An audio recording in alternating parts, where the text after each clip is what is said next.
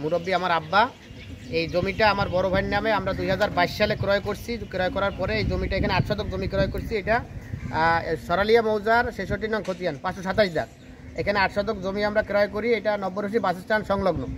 এই জমি ক্রয় করার পরে আমরা ঘর উঠাইছি। তখন এটা 10/10/2022 সালে রেজিস্ট্রি হয়েছে। রেজিস্ট্রি করার পরে আমরা এটা মিউটেশন করাইছি। জমির অনলাইনে খাজনা পরিশোধ করছি এবং জমি আমরা বকদখলে ছিলাম। তখন পৌরসভার মেয়রে আমাদের ঘর ভাঙিয়ে নিয়েছে। নেওয়ার পরে এটা নিয়ে আপনার মামলা হয়েছিল, কিন্তু তাদের ক্ষমতার কারণে আমরা সঠিক বিচার পাই নাই।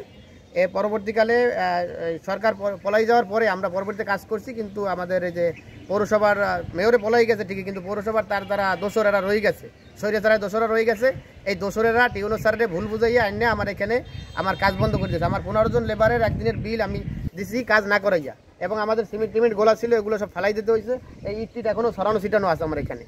এখন এগুলো পৌরসভার এই আপনার আমরা নির্বাহী অফিসারের কাছে বারবার গেছি এটার সুরাহা করার জন্য, কিন্তু তিনি লিখিত কোনো ডকুমেন্ট দেখাইতে পারে না। মৌখিকভাবে আমাদেরকে কাজ করার জন্য নিষেধ করছে। মৌখিকভাবে বলছে যে এটা আমাদের সরকারের লাগবে, কিন্তু আপনারা কাজ করতে পারবেন না। এবং আমরা এই জমিতে কাজ করাবার জন্য আমরা সয়েল টেস্ট করাইছি, প্ল্যান পাস করাইতেছি, সব কিছু আমাদের রেডি। এই মুহূর্তে এই অনুসারে আমাদের উপজেলা নির্বাহী কর্মকর্তা উনি আমাদের কাজ বন্ধ করে দিয়েছে, কিন্তু তার কাছে কোনো ডকুমেন্টস নাই যে সরকার নেবে কি না বা নেওয়ার কোনো প্রসেস আছে কিনা। এখন আমার রেকর্ডিং সম্পত্তিতে আমার কাজ বন্ধ রেখে আছে। ভবিষ্যতে এখানে মার্কেট করবে, পৌরসভার দরকার হবে, ভবিষ্যতের কথা ভবিষ্যতে। কিন্তু এখন আমার এখানে আমি গরিব মানুষ, আমার বড় ভাই অনেক কষ্ট করে জমিটা কিনছে, আমার আব্বা দিনটা দৌড়াইতে আছে, কিন্তু আমার এখানে একটা ঘর করতে পারলে আমি 10,000 টাকা ভাড়া পাই। কিন্তু এই 3 বছর এই স্বৈরশাসকের দোসররা, এই মেয়রে একজন সন্ত্রাস, এই সন্ত্রাস আমার ঘরটার ভাঙ্গে নিয়ে আমার সব কাজ বন্ধ রাখছে। এখন সন্ত্রাস বলাই গেছে, কিন্তু সন্ত্রাসের দোসররা এই টিউনো স্যারের লই আমার কাজ করতে দেয় না। আমি গরিব মানুষ, আমার এই এখানে ঘর উঠতে পারলে ভাড়া পাই, আমার এই যুগ ধরে এরকম আমার ভোগাইতেছে। এখন আবার এরা এই ষড়যন্ত্র করতেছে। আমার যে ঘর ভাঙে গেছে, ঘরটা এখনো পৌরসভায় আছে।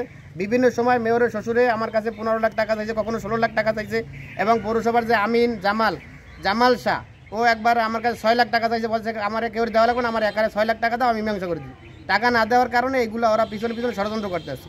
এর সাথে এখন ওরা সব পৌরসভার এই যে আসলাম কার্য সহকারী আসলাম, তারপরে এই যে মিলন কমিশনার ছিল মিলন, এই সন্ত্রাসীরা এখানে ঘর ভাঙছে এবং এখানে হাজার হাজার সাক্ষী আছে, ঘর ভাঙকে ট্র্যাক করে নিয়ে গেছে। এখন আমরা এই তাদের ক্ষমতার কারণে আমরা বিচার পাইনি। এখন তাদের স্বৈরশাসক পলাই গেছে, কিন্তু এখনও আমরা বৈষম্যের শিকার, এখনও আমরা সঠিক বিচার পাই না। আমাদের জমি আমরা বকদখল করতে পারি না, আমাদের জমি পড়ে আছে, আমরা ঠিক মতন খাইতে পারি না।